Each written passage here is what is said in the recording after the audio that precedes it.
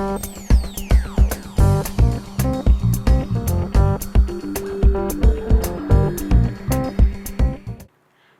Friends, എൻ്റെ പേര് ജുനി. നമ്മൾ ഇന്ന് പഠിക്കാൻ പോകുന്നത് 5ാം ക്ലാസ്സിലെ മാത്സിലെ ആദ്യത്തെ പാഠമായിട്ടുള്ള സംഖ്യാലോകം എന്നുള്ള പാഠമാണ്. അപ്പോൾ നമുക്ക് പഠിക്കാം. എന്താണ് സംഖ്യകൾ? നമ്മൾ ചെറുപ്പം മുതലേ പഠിച്ചുകൊണ്ടിരിക്കുകയാണ് അല്ലേ. ഗണിതത്തിൽ സംഖ്യകളെ കുറിച്ച് തന്നെയാണ് നമ്മൾ പഠിച്ചുകൊണ്ടിരിക്കുന്നത്. എത്ര വരെ സംഖ്യകൾ നിങ്ങൾക്ക് എണ്ണാൻ അറിയാം അല്ലേ? ഓക്കെ. അപ്പോൾ നമുക്ക് ഓരോ സംഖ്യകളെ ഇന്ന് ഈ ഒരു പാഠത്തിൽ നമുക്ക് കുറച്ചുകൂടെ സംഖ്യകളെ പറ്റി പരിചയപ്പെടാം. സംഖ്യകൾ എന്ന് പറയുമ്പോൾ എങ്ങനെയാണ് നമ്മൾ എങ്ങനെ എണ്ണി തുടങ്ങാറ്? 1, 2, 3 എന്ന് പറഞ്ഞുകൊണ്ടാണ് എണ്ണി തുടങ്ങൽ. എങ്ങനെ? 1, 2, 3, 4, 5, 6, 7, 8, 9 അങ്ങനെ പോവും അല്ലേ? നമുക്കറിയുന്നതല്ലേ? ഓക്കെ. അപ്പോൾ ഇപ്പോൾ നമ്മൾ എഴുതിയിട്ടുള്ള ഈ സംഖ്യകൾ എങ്ങനത്തെ സംഖ്യകളാണ്? ഇവ ഒറ്റ സംഖ്യകളാണ് അല്ലേ? അതായത് ഒരക്കമുള്ള സംഖ്യകളാണ്. ഒരക്കമുള്ള സംഖ്യകളാണല്ലേ. അപ്പോൾ ഇതിലെ ഏറ്റവും ചെറിയ സംഖ്യ ഏതാണ്? 1 ആണല്ലേ. അപ്പോൾ ഇതിലെ ഏറ്റവും വലിയ സംഖ്യ ഏതാണ്? 9 അല്ലേ? അതായത് ഒറ്റ അക്കമുള്ള സംഖ്യകളിൽ ഏറ്റവും ചെറുത് 1 ആണ്. ഏറ്റവും വലുതെന്ന് പറയുന്നത് എത്രയാ? 9 ആണ്. അത് നമുക്ക് എല്ലാവർക്കും അറിയുന്നതാണ്. അങ്ങനെയാണെങ്കിൽ ഇനി ഈ 9ൻ്റെ തുടർച്ചയായിട്ട് അടുത്ത സംഖ്യ ഏതാ വരുന്നത്? 10, 11, 12 അങ്ങനെ പോവും. അങ്ങനെ നമുക്ക് എവിടെ വരെ എത്താം? ഈ സംഖ്യകൾ എത്ര അക്കമുണ്ട്? ഈ സംഖ്യകൾക്ക് 2 അക്കമാണല്ലേ വരുന്നത്. അപ്പോൾ ഈ 2 അക്കത്തിൽ അവസാനിക്കുന്ന ഏറ്റവും വലിയ സംഖ്യ എന്ന് പറയുന്നത് ഏതാ? 99 അല്ലേ? നമുക്കറിയാം അല്ലേ? ഇനി ഈ 950 കഴിഞ്ഞാൽ വരുന്ന അടുത്ത സംഖ്യ ഏതാ? കറക്റ്റ്, 100 അല്ലേ? 100 കഴിഞ്ഞാൽ 100, 101, 102 അങ്ങനെ പോവും. അങ്ങനെ നമുക്ക് എവിടെ വരെ എത്താം? 3 അക്കമുള്ള ലാസ്റ്റ് അവസാന സംഖ്യ എന്ന് പറഞ്ഞത് ഏതായിരിക്കും? 999 അല്ലേ?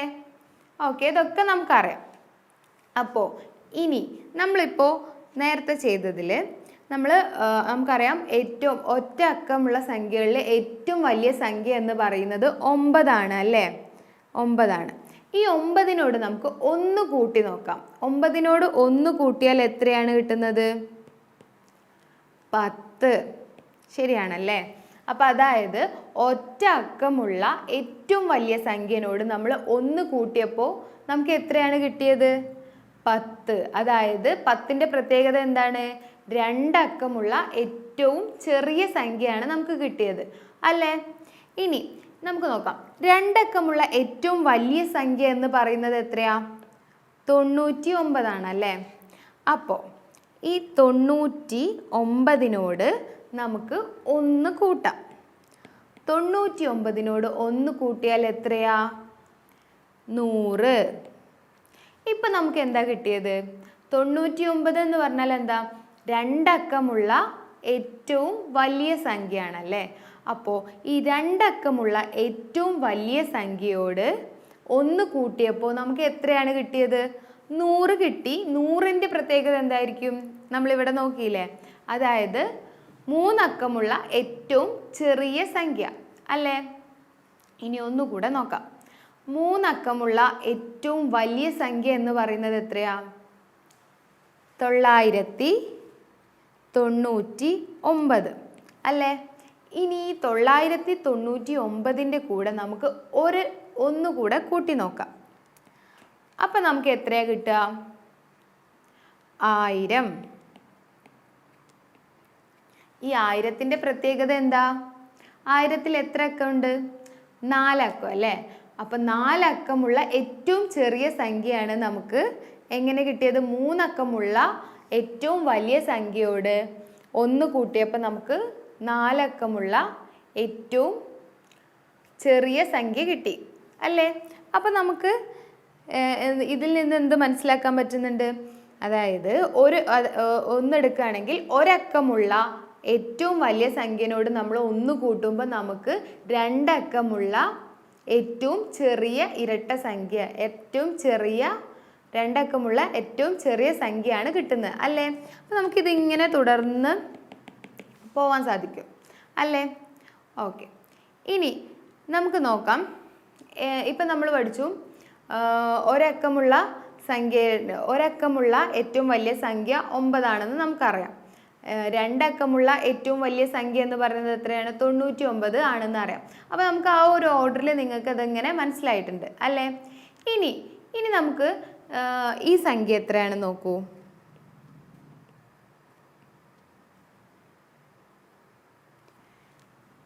ഈ സംഖ്യ നമ്മൾ എങ്ങനെയാ വായിക്കാറ്? പറ. 9999 അല്ലേ? നിങ്ങൾക്കറിയാം അല്ലേ? ഓക്കെ, ഇനി വേറൊരു സംഖ്യ എഴുതാം. ഇതെങ്ങനെയാണ് നമ്മൾ വായിക്കുക? 3250 ആണല്ലേ? ഓക്കെ, ഇനി വേറൊരു സംഖ്യ എഴുതാം.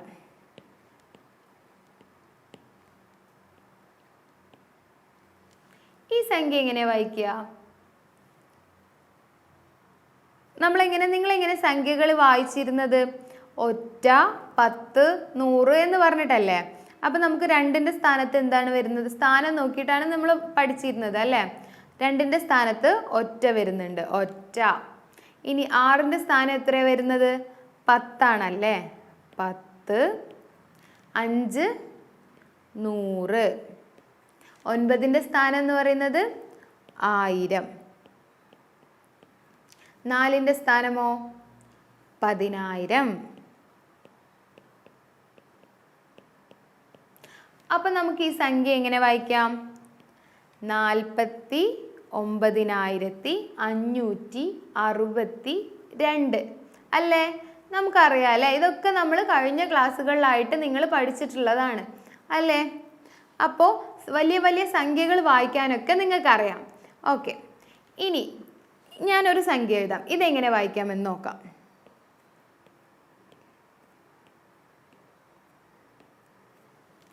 ഈ സംഖ്യ എങ്ങനെ നമ്മൾ വായിക്കാറ്? ഒറ്റ, നമുക്ക് എഴുതി നോക്കാം. ഒറ്റ, 10, 100, 1000, 10000. ഇനി അവിടെ എന്താ വായിക്കുക? അവിടെ എങ്ങനെ വരിക അറിയോ? എങ്ങനെയാ വായിക്കാന്ന്? അവിടെ നമ്മൾ ലക്ഷം എന്ന് പറയും, ലക്ഷം. അപ്പോൾ ഈ സംഖ്യയെ നമ്മൾ എന്താ വായിക്കുക? 1 ലക്ഷം. നിങ്ങൾ കേട്ടിട്ടുണ്ട് അല്ലേ? ലക്ഷം ഇങ്ങനെ ഓരോ ബാങ്കിൻ്റെ കണക്കുകളൊക്കെ ആയിട്ട് നമ്മൾ 1 ലക്ഷത്തി സംതിങ്, 2 ലക്ഷത്തി സംതിങ് അങ്ങനെയൊക്കെ നമ്മൾ കേട്ടിട്ടുണ്ട് അല്ലേ? അപ്പോൾ 1 ലക്ഷം എന്നുള്ളത് എങ്ങനെ എഴുതുക? 1ഉം അതിൻ്റെ കൂടെ എത്ര പൂജ്യങ്ങളുമുണ്ട്? 5 പൂജ്യങ്ങളുമുണ്ട്. അപ്പോൾ മൊത്തം ഇത് എത്ര അക്കമുള്ള സംഖ്യ ആണ്? 6 അക്കമുണ്ട് അല്ലേ? അപ്പോൾ 1 ലക്ഷം എന്നുള്ളത് എങ്ങനെയാണ്? 6 അക്കമുള്ള ഏറ്റവും ചെറിയ സംഖ്യയാണല്ലേ ഈ 1 ലക്ഷം. ഓക്കെ, അപ്പോൾ 6 അക്കമുള്ള ഏറ്റവും വലിയ സംഖ്യ എങ്ങനെയായിരിക്കും? നമ്മൾ നേരത്തെ ചെയ്തതുപോലെ 6 അക്കമുള്ള ഏറ്റവും വലിയ സംഖ്യ എന്ന് പറയുമ്പോൾ നമുക്കിങ്ങനെ 6, 9 ഇട്ട് കൊടുത്താൽ മതി അല്ലേ? അപ്പോൾ ഇത് എങ്ങനെയാണ് വായിക്കുക? നമുക്ക് നേരത്തെ ചെയ്തതുപോലെ ഇതൊന്ന് വായിച്ച് നോക്കാം. എങ്ങനെ? ഒറ്റ, 10, 100, 1000, 10000. ഇവിടെ എങ്ങനെയാണ്? ലക്ഷം. അപ്പം ഇത് നമുക്ക് എങ്ങനെ വായിക്കാം? 9,99,999.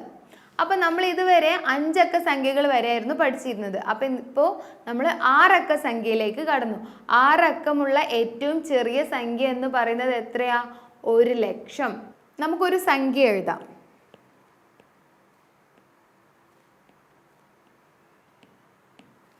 ഈ സംഖ്യ നമ്മൾ എങ്ങനെയാണ് വായിക്കുക? ഒറ്റ, നമുക്ക് സൈഡിൽ നിന്ന് എഴുതി നോക്കാം. അപ്പം നിങ്ങൾക്ക് എളുപ്പത്തിൽ വായിക്കാം. ഒറ്റ, 10, 100, 1000 10000 ലക്ഷം അല്ലേ? അപ്പോൾ ഇത് നമുക്ക് എങ്ങനെ വായിക്കാം?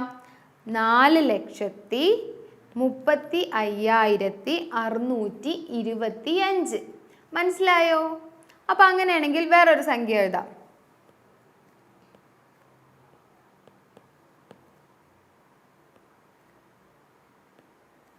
ഇതെങ്ങനെ വായിക്കാം? നേരത്തെ ചെയ്തതുപോലെ 3,67,760. അപ്പോൾ മനസ്സിലായില്ലേ? 6 അക്കമുള്ള സംഖ്യകളെയും നമ്മളിപ്പോൾ പരിചയപ്പെട്ടു തുടങ്ങി. ഇനി നമ്മുടെ ടെക്സ്റ്റ് ബുക്കിൽ പേജ് നമ്പർ 9 ഒരു പട്ടികയുണ്ട്. എല്ലാവരും ടെക്സ്റ്റ് ബുക്ക് കൂടെ വെക്കുക. ഇനി പേജ് നമ്പർ 9 ഒരു പട്ടിക കൊടുത്തിട്ടുണ്ട് അല്ലേ? എന്താണ് പറയുന്നത്? വലിയ സംഖ്യകൾ ഉൾപ്പെടുന്ന ഒരു പട്ടികയുണ്ട്. എല്ലാവരും കണ്ടോ? അതിൽ എങ്ങനെയാണ് പറയുന്നത്? ഫസ്റ്റ് നമുക്ക് 1 ഉണ്ട് അല്ലേ? 1 അത് ഒറ്റ സംഖ്യയാണ്. ഒറ്റ സംഖ്യയിലുള്ള 1 നമ്മൾ കണ്ടു. ഇനി 10, അടുത്ത സംഖ്യ വരുന്നത് എത്രയാണ്? 100. 100 വരുമ്പോൾ എത്ര സംഖ്യകളാണ് അതിലുള്ളത്? 3 അക്കങ്ങളാണ് അല്ലേ? 100, 1000, 10000, പിന്നെന്താ?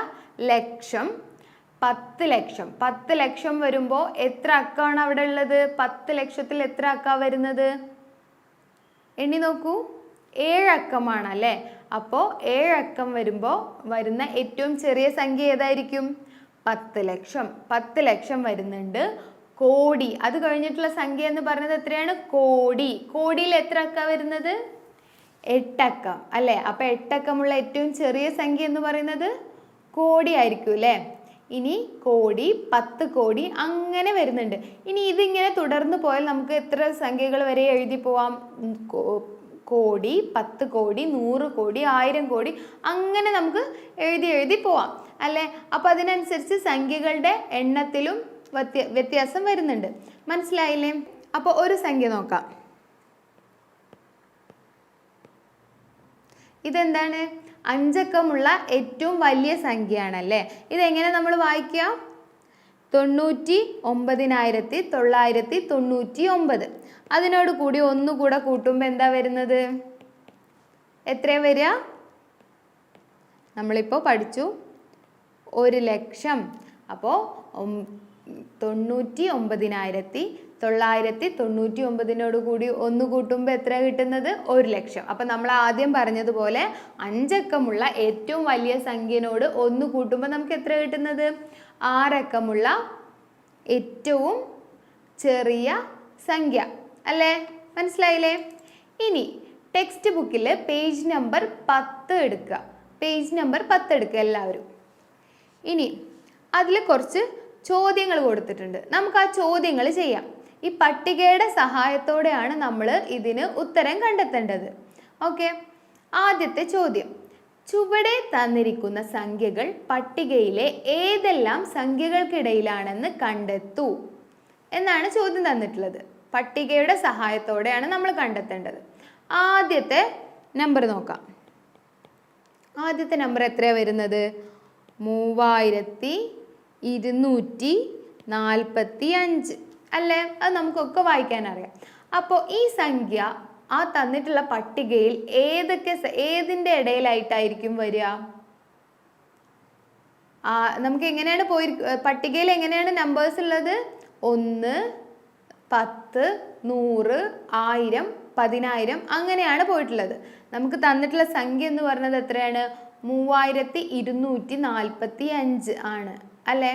അപ്പോൾ ഇത് ഏത് പട്ടികയിലുള്ള സംഖ്യ, ഏതൊക്കെ സംഖ്യകൾക്ക് ഇടയിലായിരിക്കും വരിക? അതെ, 1000നും 10000നും ഇടയിലായിരിക്കും വരിക. മനസ്സിലായോ? ആദ്യത്തേത് എങ്ങനെയാണ് വരിക? 1000നും 10000നും ഇടയിൽ. മനസ്സിലായില്ലേ? ഓക്കെ, ഇനി അടുത്ത സംഖ്യ നോക്കൂ. അടുത്ത സംഖ്യ എങ്ങനെ വായിക്കുക? 4,35,268 അല്ലേ? എങ്ങനെയാണ്? 4,35,268 ആണ് നമുക്ക് തന്നിട്ടുള്ളത്. അത് പട്ടികയിലെ ഏതൊക്കെ സംഖ്യകൾക്കിടയിലായിരിക്കും ഉണ്ടാവുക? ശരി, 1 ലക്ഷത്തിനും 10 ലക്ഷത്തിനും ഇടയിലായിരിക്കും അല്ലേ? അതായത് 1 ലക്ഷത്തിനും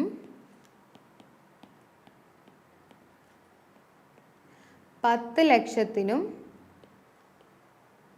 ഇടയിൽ അല്ലേ? ശരിയല്ലേ? ഓക്കെ. ഇനി അടുത്ത സംഖ്യ എത്രയാണ്? വായിച്ചേ.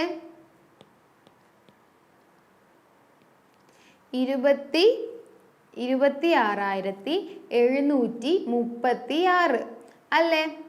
ഇത് പട്ടികയിലെ ഏതൊക്കെ സംഖ്യകൾക്കിടയിലായിരിക്കും ഉണ്ടാവുക?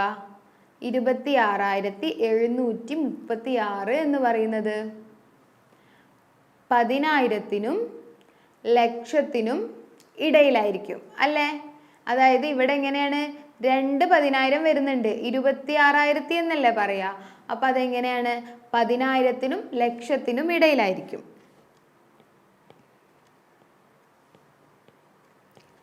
10,000-നും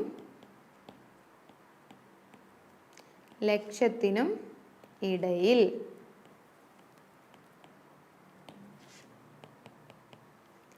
ഇനി അടുത്ത സംഖ്യ ഉണ്ട്.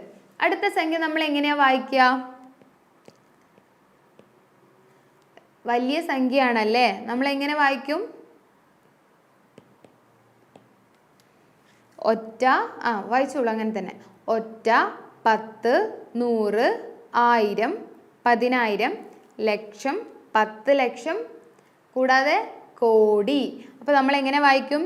4,35,26,720. മനസ്സിലായില്ലേ? 4,35,26,720. ഇത് ആ പട്ടികയിൽ ഏതൊക്കെ സംഖ്യകൾക്കിടയിലായിരിക്കും വരിക? കറക്റ്റ്, 1 കോടിക്കും 10 കോടിക്കും ഇടയിലായിരിക്കും അല്ലേ? 1 കോടിക്കും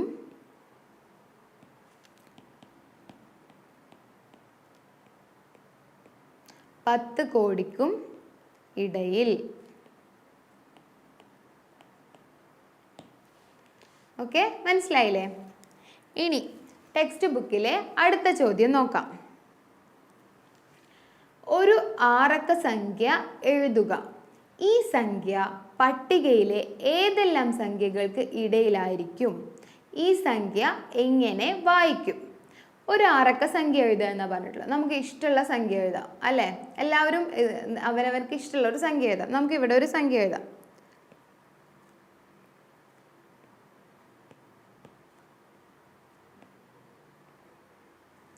ഒരു 6 അക്ക സംഖ്യ എഴുതി. ഇനി ഈ സംഖ്യ പട്ടികയിലെ ഏതെല്ലാം സംഖ്യകൾക്കിടയിലായിരിക്കും എന്നാണ് ചോദിച്ചിട്ടുള്ളത്. ആദ്യം നമുക്ക് ഈ സംഖ്യ ഒന്ന് വായിച്ചു നോക്കാം.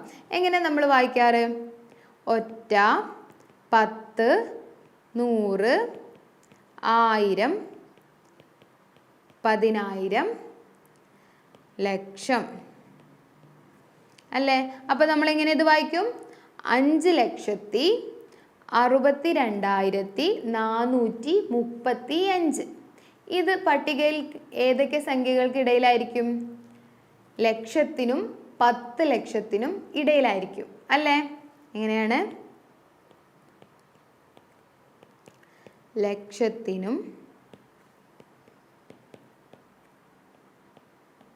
10 ലക്ഷത്തിനും ഇടയിൽ അല്ലേ? ഓക്കെ. ഇനി ടെക്സ്റ്റ് ബുക്കിലെ അടുത്ത ചോദ്യം നോക്കാം. ലക്ഷത്തിനും 10 ലക്ഷത്തിനും ഇടയിലുള്ള 5 സംഖ്യകൾ എഴുതുക. ഈ സംഖ്യകൾ എങ്ങനെയാണ് വായിക്കുന്നത്? എളുപ്പമല്ലേ? എല്ലാവർക്കും ചെയ്യാൻ പറ്റൂലേ? എങ്ങനെയാണ്? നമുക്ക് ഇഷ്ടമുള്ള ലക്ഷത്തിനും 10 ലക്ഷത്തിനും ഇടയിലുള്ള 5 സംഖ്യകൾ എഴുതുക. അപ്പോൾ ആ സംഖ്യകൾ എത്ര അക്കം ഉണ്ടായിരിക്കും? നമ്മൾ പറഞ്ഞു 1 ലക്ഷം എന്ന് പറയുമ്പോൾ എത്ര അക്കം ഉള്ളതാണ്? 6 അക്കമുള്ളതാണ് അല്ലേ? അപ്പോൾ 6 അക്കമുള്ള നമുക്ക് ഇഷ്ടമുള്ള ഒരു 5 സംഖ്യകൾ എഴുതാം. ഇനി ഈ സംഖ്യകൾ എങ്ങനെയാണ് വായിക്കുക എന്നുള്ളതുമാണ് നോക്കേണ്ടത്. അപ്പം നമുക്ക് അറിയുന്നതാണ് അല്ലേ? അപ്പം നിങ്ങളത് ചെയ്യൂലേ? ഓക്കെ, അപ്പോൾ അതെല്ലാവരും നോട്ട്ബുക്കിൽ എഴുതി നോക്കുക, എന്നിട്ട് അത് നന്നായിട്ട് വായിച്ച് പഠിക്കുക. അപ്പോൾ നമ്മൾ 6 അക്കമുള്ള സംഖ്യകൾ, 7 അക്കമുള്ള സംഖ്യകൾ, 8 അക്കമുള്ള സംഖ്യകളൊക്കെ എങ്ങനെയാണ് വായിക്കുന്നത് എന്ന് പഠിച്ചു അല്ലേ? ഇനി പേജ് നമ്പർ 10 തന്നെ അടുത്തതായിട്ടുള്ളൊരു ഭാഗം എന്ന് പറയുന്നത് ഗ്രഹദൂരം എന്ന് പറഞ്ഞിട്ടുള്ളതാണ്. ടെക്സ്റ്റിൽ നല്ലൊരു ചിത്രമുണ്ട് അല്ലേ? സൂര്യനും കുറച്ച് ഗ്രഹങ്ങളും, സൂര്യന് ചുറ്റും കറങ്ങുന്ന ഗ്രഹങ്ങളും അടങ്ങിയിട്ടുള്ള ഒരു ചിത്രമുണ്ട്. ഇനി നമ്മളോട് കുറച്ച് അതിലൂടെ ഉള്ള കുറച്ച് ചോദ്യങ്ങളും നമ്മളോട് ചോദിച്ചിട്ടുണ്ട് അല്ലേ? ആ ചിത്രത്തിന് സൈഡിലായിട്ട് തന്നെ ഒരു പട്ടികയുണ്ട്. അതിൽ ഓരോ ഗ്രഹങ്ങളും ആ ഗ്രഹങ്ങൾ സൂര്യനിൽ നിന്നുള്ള ദൂരവും പറഞ്ഞിട്ടുമുണ്ട്. അപ്പോൾ ഇനി നമുക്ക് അതിന് താഴെ കൊടുത്തിട്ടുള്ള ചോദ്യങ്ങൾക്കൊക്കെ ഉത്തരം കണ്ടെത്താൻ നോക്കാം. ആദ്യത്തെ ചോദ്യം എന്ന് പറയുന്നത് എന്താണ്? ഭൂമിയിൽ നിന്ന് സൂര്യനിലേക്ക് എത്ര കിലോമീറ്റർ ദൂരം ഉണ്ട് എന്നാണ് ചോദിച്ചിട്ടുള്ളത്. ഭൂമിയിൽ നിന്ന് സൂര്യനിലേക്ക് എത്ര കിലോമീറ്റർ ദൂരം ഉണ്ട് എന്നാണ് ചോദിച്ചിട്ടുള്ളത്. അതിൻ്റെ ഉത്തരം പട്ടികയിൽ തന്നെ ഉണ്ട് അല്ലേ? എത്ര കിലോമീറ്റർ ആണ്? ഭൂമി എന്ന് എഴുതിയിട്ടുള്ളതിൻ്റെ നേരെ എഴുതിയിട്ടുണ്ട്. എത്രയാണ്? വായിക്കാൻ പറ്റുന്നുണ്ടോ? നമുക്ക് ഈ സംഖ്യ എങ്ങനെയെന്ന് വായിച്ച് നോക്കാം. എങ്ങനെയാണ്? ഫസ്റ്റ് നമ്മൾ നേരത്തെ ചെയ്ത പോലെ 1, 10, 100, 1000, 10000, ലക്ഷം, അടുത്തത് 10 ലക്ഷം, അടുത്തത് കോടി. കറക്റ്റ്, കോടി. അടുത്തത് 10 കോടി. അപ്പോൾ ഈ സംഖ്യ നമ്മൾ എങ്ങനെ വായിക്കാം? 14,96,11,000 അല്ലേ?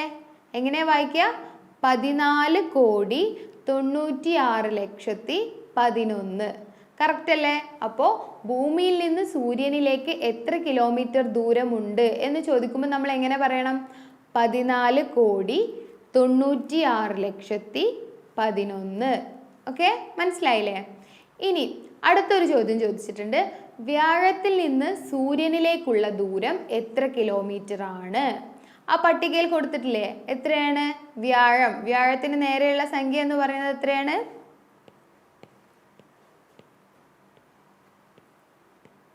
വായിക്കാൻ പറ്റുന്നുണ്ടോ? അത് എങ്ങനെ വായിക്കാം? നമുക്ക് നേരത്തെ ചെയ്തതുപോലെ ചെയ്യാം. 1, 10, 100, 1000, 10000, അടുത്തത് ലക്ഷം, അടുത്തത് 10 ലക്ഷം, അടുത്തത് കോടി, അടുത്തത് 10 കോടി.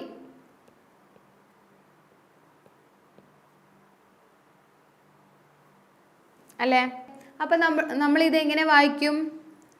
77,83,33,000 അല്ലേ? അപ്പോൾ സൂര്യനിൽ നിന്ന് വ്യാഴത്തിലേക്കുള്ള ദൂരം എന്ന് പറയുന്നത് 77,83,33,000 അല്ലേ? ഇനി അടുത്ത ചോദ്യം നോക്കൂ. സൂര്യനോട് ഏറ്റവും അടുത്തുള്ള ഗ്രഹത്തിലേക്കുള്ള ദൂരം എത്രയാണ്? സൂര്യനോട് ഏറ്റവും അടുത്തുള്ള ഗ്രഹത്തിലേക്കുള്ള ദൂരം എന്ന് പറയുമ്പോൾ എന്താ? ആ പട്ടികയിൽ ഏറ്റവും ചെറിയ സംഖ്യ ഏതാണെന്ന് നോക്കാം. അതായിരിക്കൂലേ? ഏതാണ് പട്ടികയിൽ വരുന്ന ഏറ്റവും ചെറിയ സംഖ്യ? ബുധനാണല്ലേ? ബുധൻ. അപ്പോൾ ആ ദൂരം എങ്ങനെ നമുക്ക് വായിക്കാൻ പറ്റും? പെട്ടെന്ന് വായിക്കാൻ പറ്റും നമുക്ക്? 5,79,09,175 അല്ലേ? എങ്ങനെയാണ്? 5,79,09,175 വായിക്കാൻ അറിയുന്നില്ലേ ഇപ്പോൾ? ഓക്കെ. ഇനി അടുത്ത ചോദ്യം. സൂര്യനോട് ഏറ്റവും അകലെയുള്ള ഗ്രഹത്തിലേക്കുള്ള ദൂരം. സൂര്യനോട് ഏറ്റവും അകലെയുള്ള ഗ്രഹത്തിലേക്കുള്ള ദൂരം എന്ന് പറയുമ്പോൾ ആ പട്ടികയിൽ ഏറ്റവും വലിയ സംഖ്യ ഏതാണെന്ന് നോക്കിയാൽ മതി. ആ പട്ടികയിൽ ഏറ്റവും വലിയ സംഖ്യ എന്ന് പറയുന്നത് ഏതാണ്? നെപ്റ്റ്യൂണിന് നേരെയുള്ളതാണ് അല്ലേ. സൂര്യനോട് ഏറ്റവും അകലെയുള്ള ഗ്രഹമാണ് കാണേണ്ടത്. അത് എത്രയായിരുന്നു? നെപ്റ്റ്യൂൺ ആണെന്ന് നമ്മൾ പറഞ്ഞു. അതെങ്ങനെ വായിക്കുക? വലിയ സംഖ്യയാണല്ലേ. അപ്പം അതെങ്ങനെ നമുക്ക് ഒറ്റ 10 എന്നുള്ള രീതിയിൽ എഴുതി നോക്കാം. എങ്ങനെയാണ്? ഒറ്റ 10 100 1000 10000 അടുത്തത് ലക്ഷം 10 ലക്ഷം കോടി 10 കോടി. അടുത്തത് എങ്ങനെ വായിക്കാം? 100 കോടി 100 കോടി. അപ്പം ഇത് നമ്മൾ എങ്ങനെ വായിക്കും? 450 കോടി 43 ലക്ഷം അല്ലേ. 450 കോടി 43 ലക്ഷം എന്ന് വായിക്കാം. ഓക്കെ, മനസ്സിലായില്ലേ? അപ്പോൾ നമുക്ക് വലിയ വലിയ സംഖ്യകളൊക്കെ എങ്ങനെ വായിക്കാമെന്ന് മനസ്സിലായില്ലേ? ഇതുവരെ നമ്മൾ പഠിച്ചത് വലിയ സംഖ്യകളെ എങ്ങനെ എഴുതാമെന്നും വായിക്കാമെന്നും നമ്മൾ പഠിച്ചു. 5 അക്ക സംഖ്യകൾ മുതൽ 6 അക്ക സംഖ്യകൾ, 7 അക്ക സംഖ്യകൾ, 8 അക്ക സംഖ്യകൾ, അങ്ങനെ വലിയ വലിയ സംഖ്യകൾ നമ്മൾ പരിചയപ്പെട്ടു. അവ എങ്ങനെ വായിക്കാമെന്നൊക്കെ നമ്മൾ മനസ്സിലാക്കി. അപ്പോൾ ഇതുവരെ പഠിച്ച ഭാഗം നിങ്ങൾക്ക് എല്ലാവർക്കും മനസ്സിലായിട്ടുണ്ടെന്ന് വിചാരിക്കുന്നു. മനസ്സിലായിട്ടുണ്ടെങ്കിൽ എല്ലാവരും ഇത് ഫ്രണ്ട്സിന് ഷെയർ ചെയ്ത് കൊടുക്കുക. ഇനി അടുത്ത ഭാഗവുമായിട്ട് അടുത്ത ക്ലാസ്സിൽ കാണാം. Thank you.